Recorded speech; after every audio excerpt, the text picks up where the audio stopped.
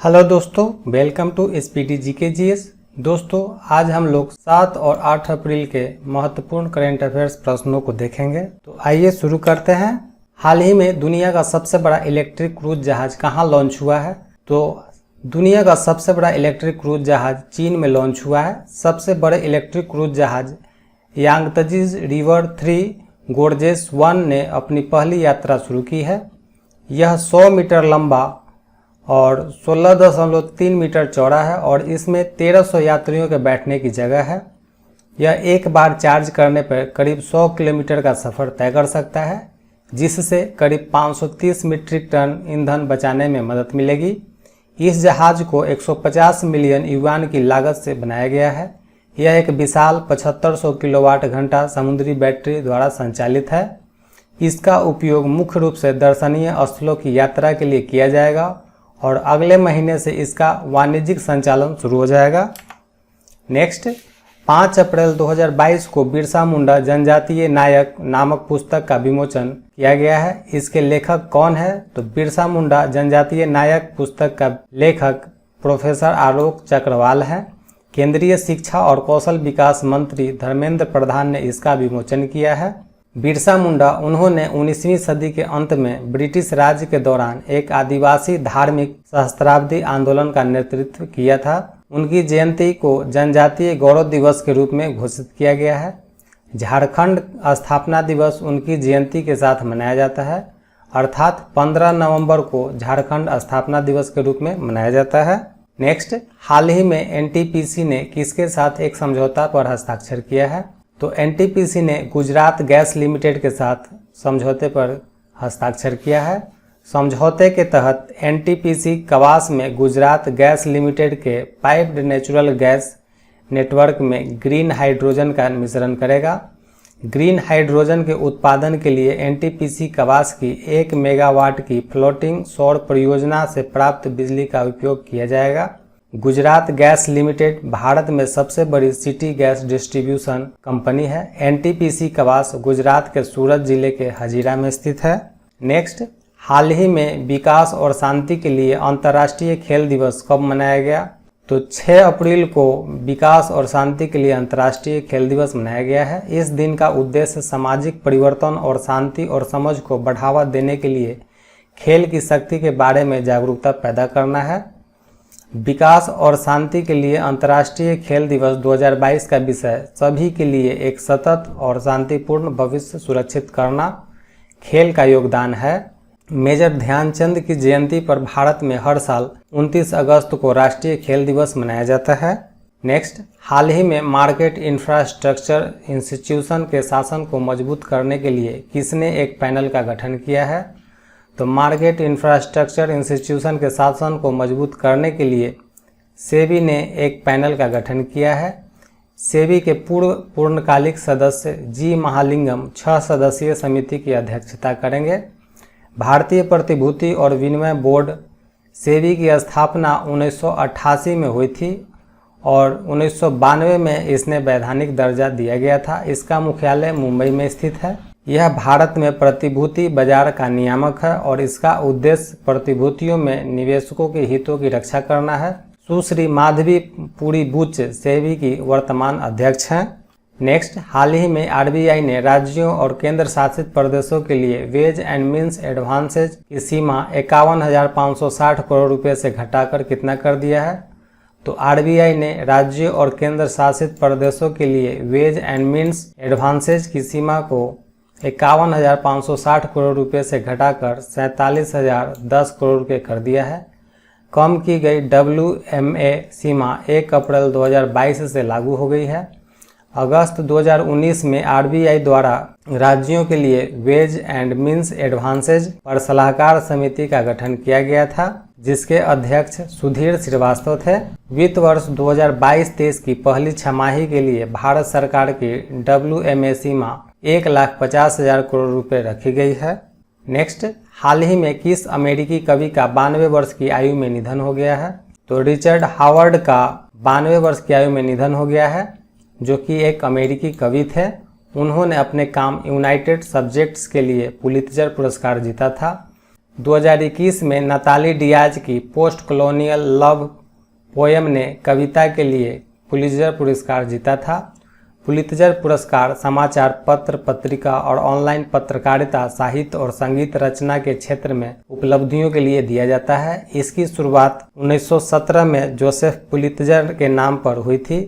यह 21 श्रेणियों में दिया जाता है और प्रत्येक विजेता को एक प्रमाण पत्र और 15,000 नगद $US पुरस्कार दिया जाता है। साल 2021 का फिक्शन पुरस्कार द नाइट वॉचमैन के लिए लुइस एरडिक को दिया गया है। नेक्स्ट, हाल ही में प्लास्टिक प्रबंधन के लिए जागरूकता शुभंकर, प्रकृति और हरित पहल को किसने लॉन्च किया है? तो प्लास्टिक प्रबंधन के लिए जागरूकता शुभंकर, प्रकृति और हरित पहल को पर्यावरण मंत्री भूपेंद्र यादव ने लॉन्च किया है। भारत सालाना 35 लाख टन प्लास्टिक कचरा उत्पन्न करता है और पिछले 5 वर्षों में प्रति व्यक्ति प्लास्टिक कचरा उत्पादन 2 गुना हो गया है। जागरूकता शुभंकर प्रकृति बेहतर पर्यावरण के लिए हमारी जीवन शैली में अपनाए गए छोटे छोटे बदलाव के बारे में जनता में जागरूकता फैलाएगी।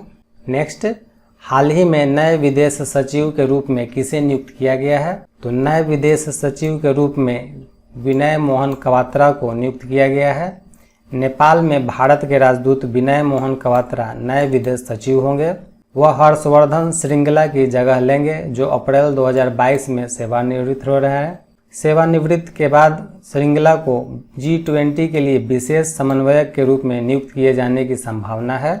नेक्स्ट, हाल ही में लेह जिले के गया ससोमा गांव में एक सामुदायिक संग्रहालय का उद्घाटन किया गया। इसका उद्घाटन किसने किया?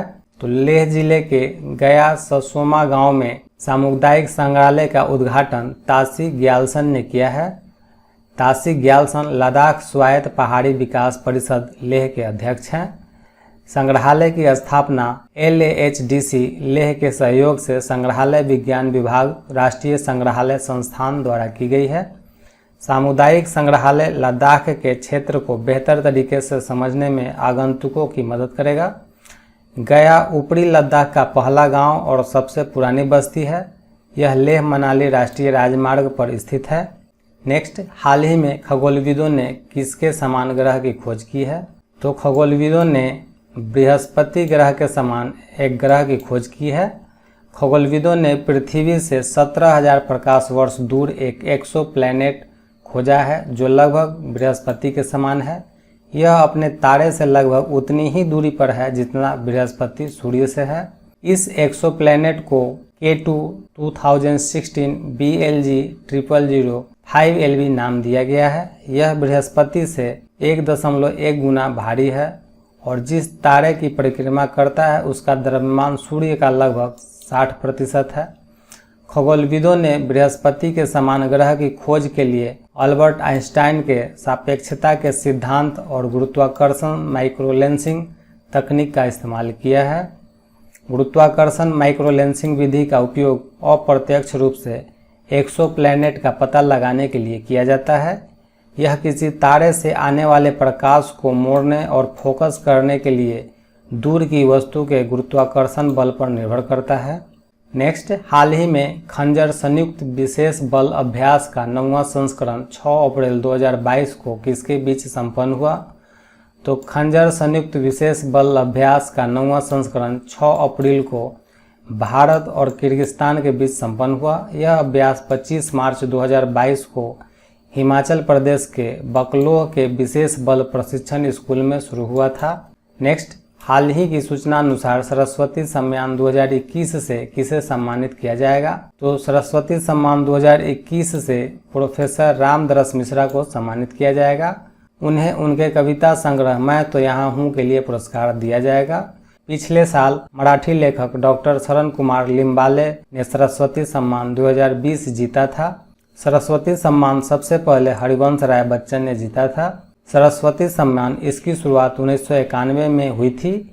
यह के बिरला फाउंडेशन द्वारा प्रायोजित कार्यक्रम है। यह भारतीय संविधान की 8वीं अनुसूची में 22 भाषाओं में से किसी एक में गद्य या कविता के लिए प्रतिवर्ष दिया जाता है।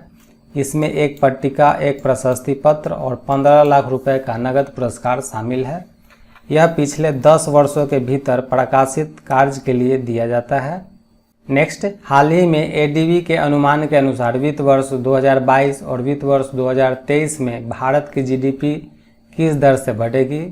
तो एडीबी के अनुसार वित्त वर्ष 2022 में 7.5% और वित्त वर्ष 2023 में 8% की दर से बढ़ेगी। अपने एशियाई विकास आउटलुक में एडीबी ने अनुमान लगाया है कि 2022 में दक्षिण एशिया में विकास दर घटकर 7% रह जाएगा। एडीबी ने यह भी अनुमान लगाया है कि 2023 में दक्षिण एशिया में विकास दर बढ़कर 7.4% हो जाएगी।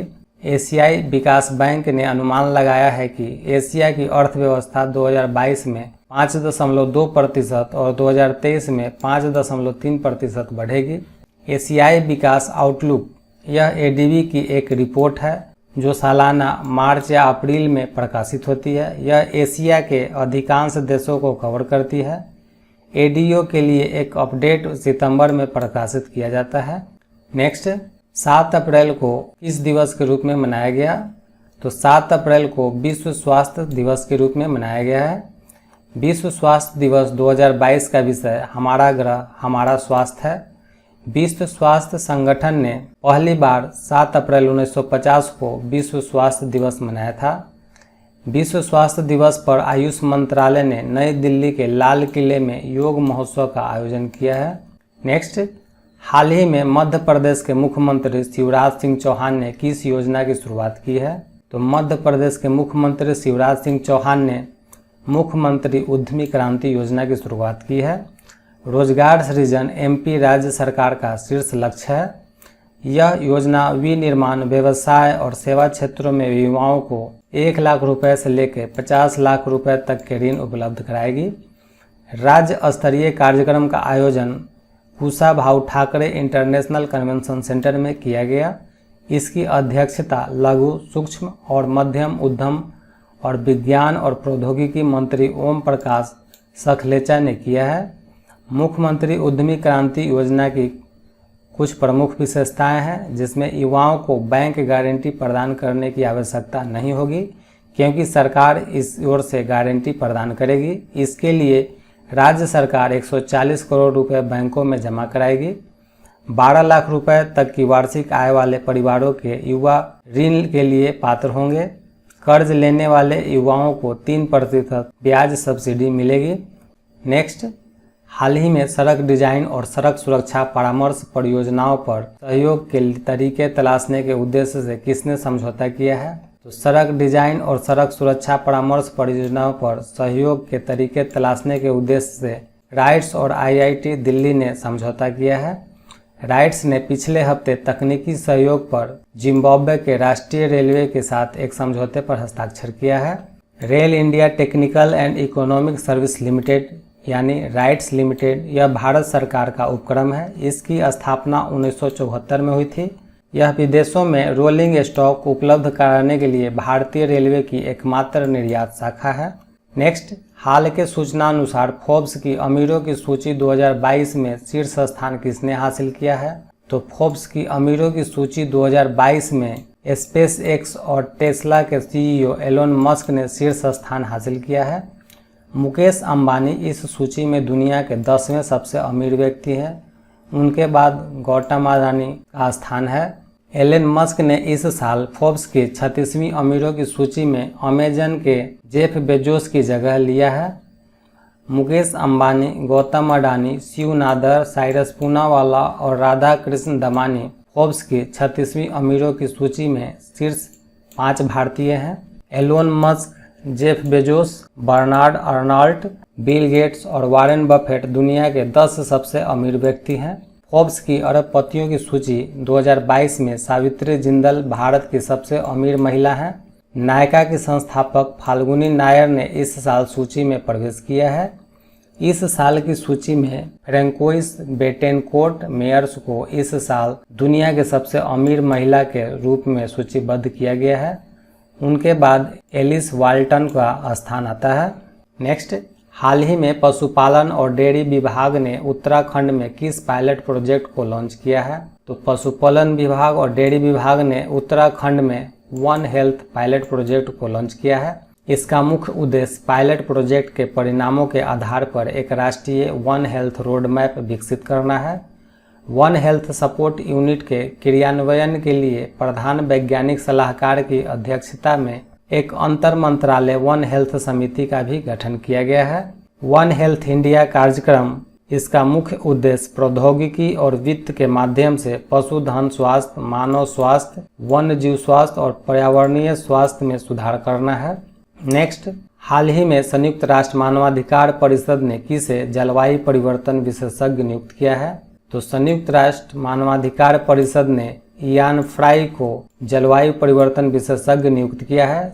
संयुक्त राष्ट्र मानवाधिकार परिषद ने पहली बार जलवायु परिवर्तन और मानवाधिकारों पर एक विशेषज्ञ नियुक्त किया है। यह पद संयुक्त राष्ट्र मानवाधिकार परिषद द्वारा अक्टूबर 2021 में बनाया गया था।